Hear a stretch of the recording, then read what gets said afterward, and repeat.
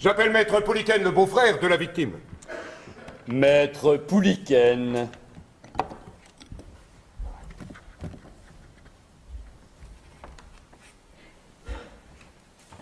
Maître Pouliken, parlez-nous de ce télégramme. Quand Jeanne me l'a montré, elle était si joyeuse que je n'ai pas voulu lui faire de peine, mais moi, je n'y ai pas cru une seule seconde. Et pourquoi?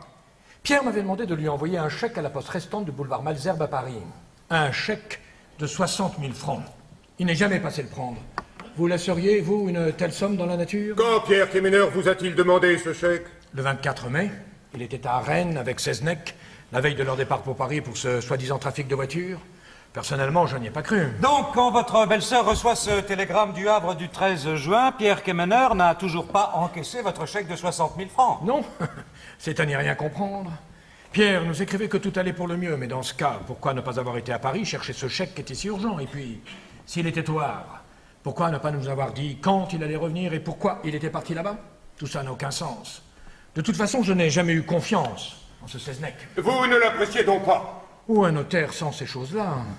Et quand mon beau-frère m'a parlé de lui, je l'ai tout de suite mis en garde, mais Seznec exerçait une grande influence sur Pierre, ce qui explique sans doute qu'il ait cru en cette histoire de vente de Cadillac aux Russes. Je lui ai dit que c'était suspect et hasardeux. Mais Pierre était comme envoûté. S'il n'avait pas suivi Seznec à Paris, mon beau-frère serait encore en vie. Du coup, 3 jours après réception de ce télégramme, vous êtes retourné à Paris voir la police? Non, non, pas tout à fait. Je leur ai écrit que moi, ce télégramme, je n'y croyais pas. Et ils m'ont pris au sérieux.